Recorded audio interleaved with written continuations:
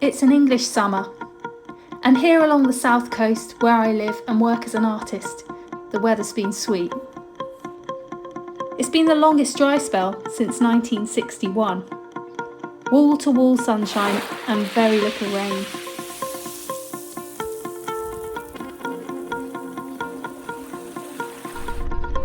But that's made the going pretty tough for us detectorists, with parched soil conditions and artefacts baked into clods. But finally, the weather has turned, and we can get back into the fields.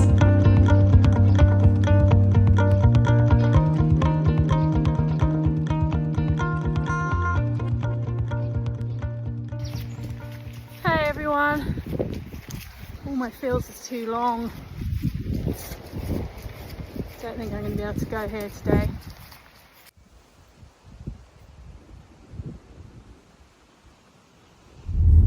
So, 5 fields are too long to detect. There's a crop that's come up and I don't think I can bash through it as much as I think it would be fun. I'm going to head to my other permission, which is what I call the Smuggler's Trail. Here we go then, deep, dark Devon. It's amazing how quickly the weather here changes, and it really does come in off the sea.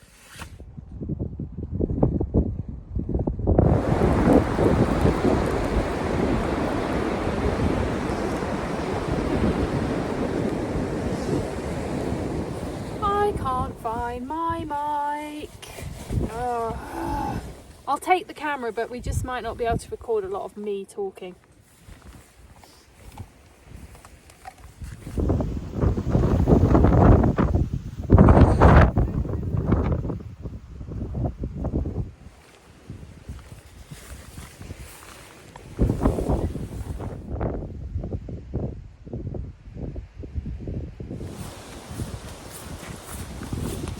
Guess who forgot her spade and is walking back to the car?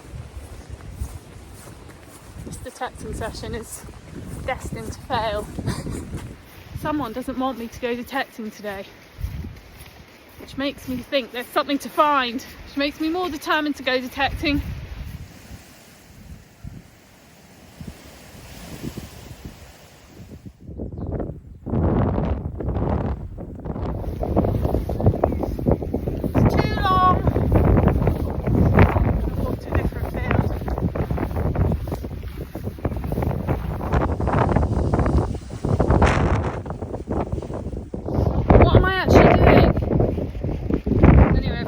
I'm gonna dig it.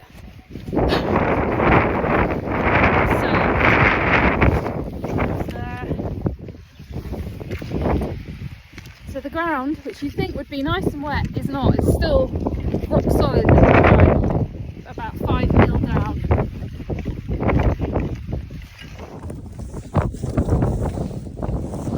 See underneath, it's dry as anything.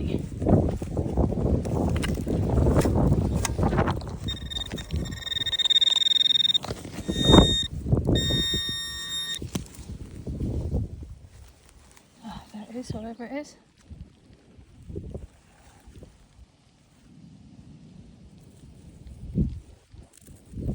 A coin of some description. Let's get some water out.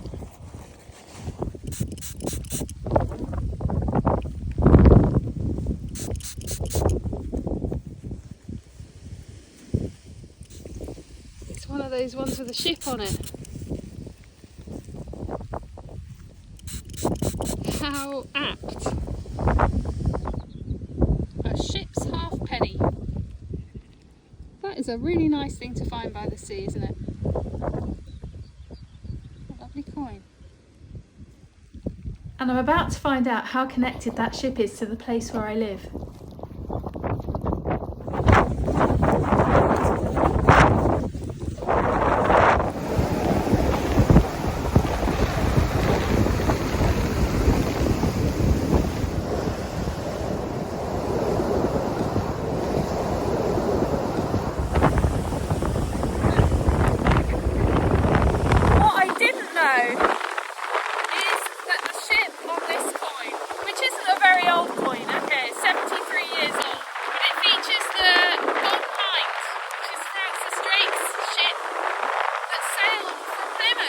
is only about 10 miles that way.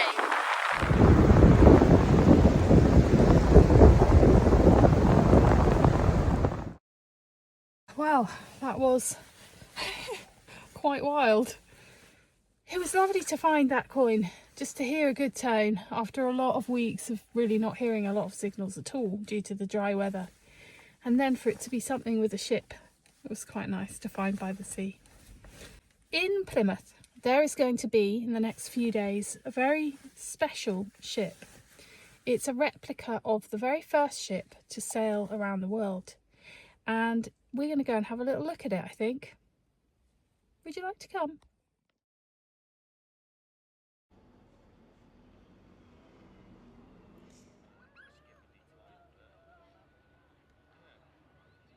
Isn't it amazing how one little find takes you on an adventure? Here I am today at Plymouth, just along the coast from where I live. Right behind me is the boat we're going to see. It's an exact replica built in traditional materials of the now Victoria, the very first ship to sail around the world in 1522. So the Golden Hind was based on that vessel. You can see 3 masts and at the top the crow's nest. I just can't believe they fit that many men on there. I believe there were 57 men on that boat. How did they all live on there? Let's go and find out.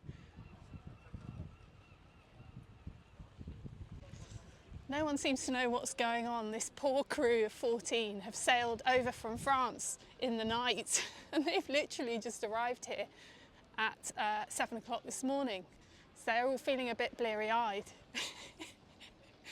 I mean, you can only imagine what it must have been like to be on there for 3 years.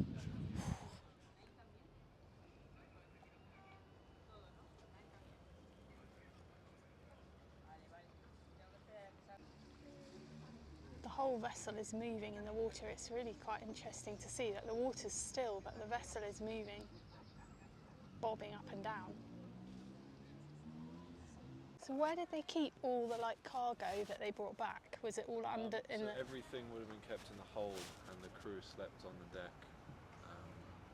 Only the captain had an actual bedroom and commanding officers would sleep under the poop deck. The water does come across the deck a lot. Does it?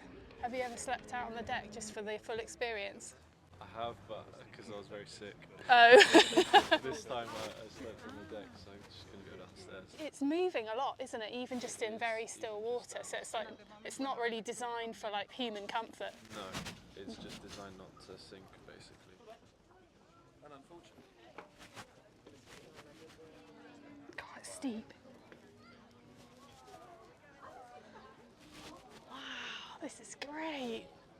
Everything's painted kind of black, and there are these big, thick kind of shutters for the windows. They must be, wow, 6 inches or 7 inches thick. This is the captain's cabin. Wow, turn you round.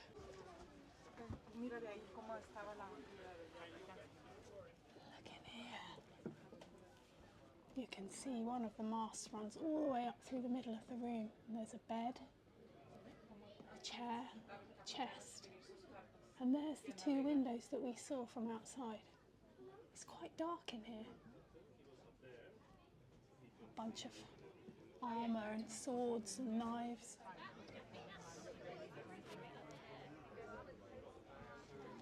Tell you what, I don't think I want to climb up there. It is high. That's got to be 40 feet high. I do not fancy going up there, not one bit. It didn't look so high from the ground.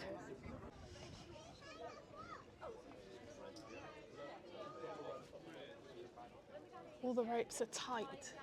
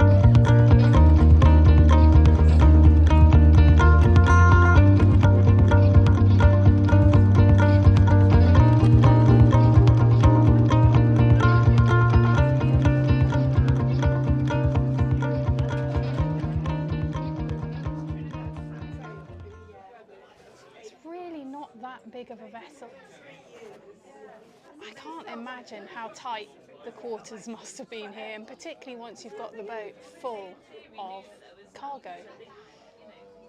And as that young guy was just explaining, everyone would have slept on the deck and just been awash with water. It must have been incredibly uncomfortable, cold, and I guess get horrible sort of salt rubs, and it must have been miserable.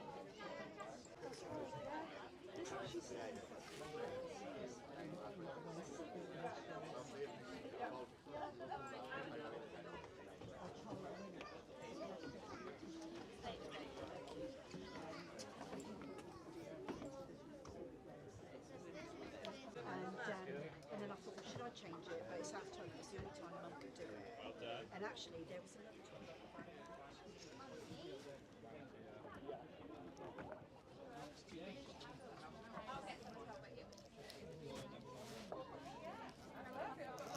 Look, a hole for a barrel tap. So that is where the barrel tap would go.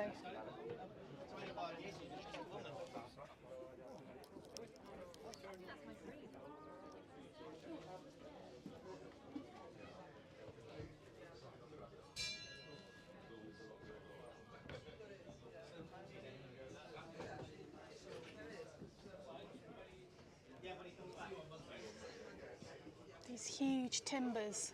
I mean, it feels really solid. It really does. But look, imagine sleeping in those hammocks.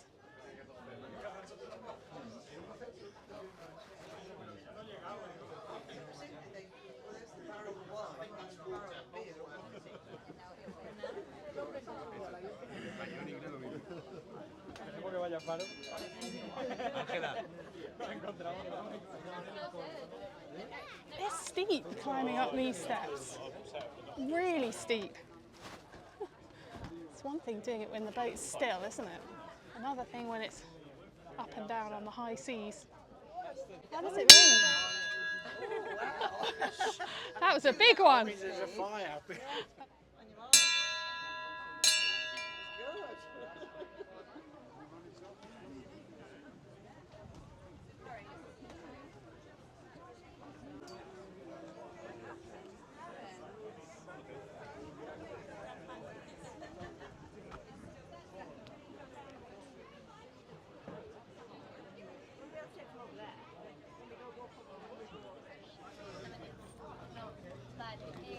Open here because they don't have food. They didn't have food. I mean, how are you getting up this rigging? Not 100% sure.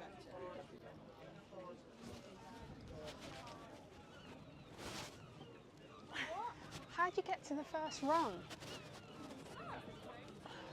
It's very high. Don't know if you can see it, but there is a definite rocking motion on this boat. And we're completely stationary in a very calm port. I can definitely feel myself moving. It's quite nice, but I imagine maybe not so in a storm.